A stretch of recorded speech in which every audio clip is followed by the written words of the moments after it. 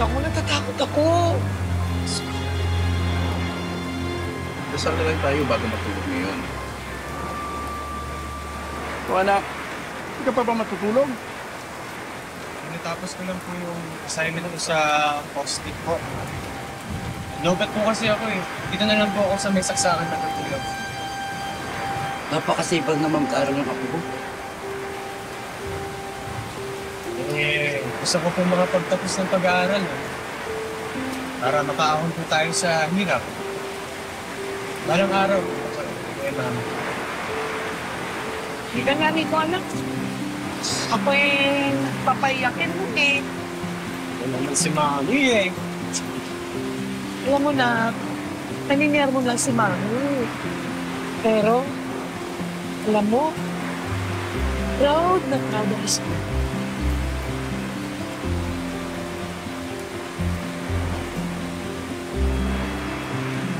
Kaingit naman. Kalamig din ako. Kayakap nga. Sana po laging ganito. Masaya. Di ba, kuya? Oo naman, syempre. Mas lalo tayo magiging masaya. Lalo na kapag yumaman ako. Titira tayo sa maganda at malaking bahay. Mas lalo tayo magiging masaya. O siya, sige. Tulog na tayo, ha? Ah, sige, tatapusin ko lang. Tulog na. Okay, sige basta huwag ka naman masyado magpuyat ha. Opo. Tulog na tayo. Anak, sige rito.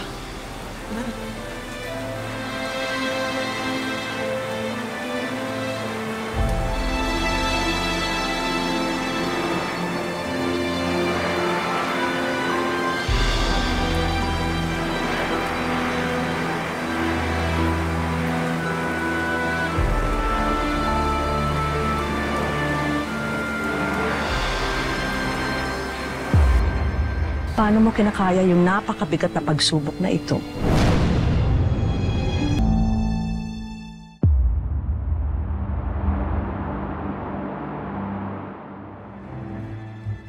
Nung gabi po, para pong nakaramdam lang din po ako ng paninibago kasi dahil hindi po ako sanay ng ipag-aayos po ako ng gamit ni mama po. Tapos nung gabi po, yun, siya po ang nag-aayos ng gamit ko. Doon pa lang po, naninibago na po ako kasi hindi po talaga ako nagpapaayos ng gamit.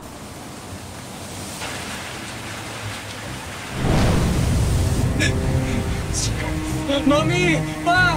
Yung babong! Mami! Mami! Ano? Ah! Nung nangyari yung trahedya, nagtutulong ko sa'yo.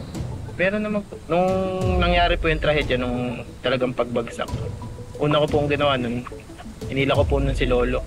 Pag-hila ko po, punta ko sa kwarto.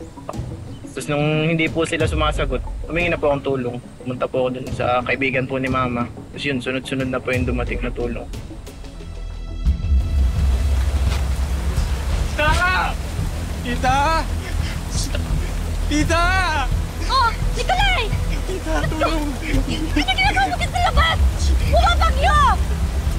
Si Mami, Papa, Lolo! Napagsakan po sila ng puno! Ano? Diyos ko! Ito, tulungan niyo po ako! Tulungan niyo po! Halika! Halika sa bahay mo!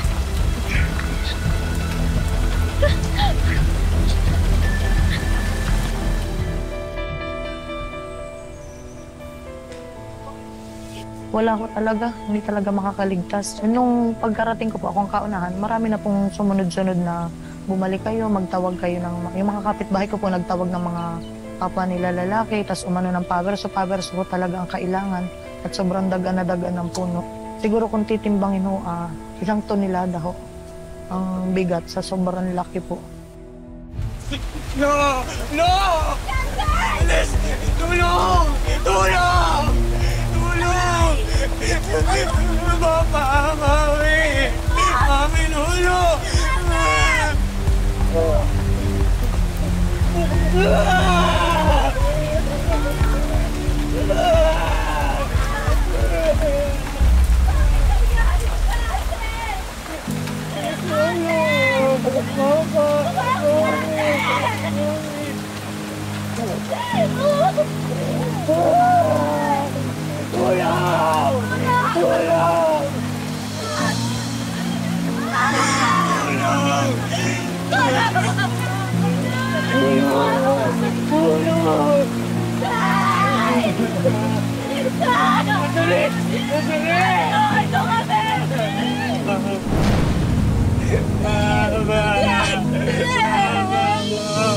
Mami!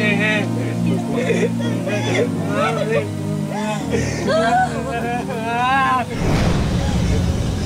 Umising kayo! Umising kayo! Umising kayo!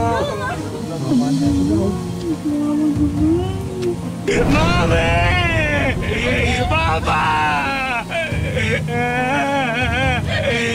Bakit niyo ba ako iniwan? Bakit? Bakit? Mami, paano ako? Mami, paano ako?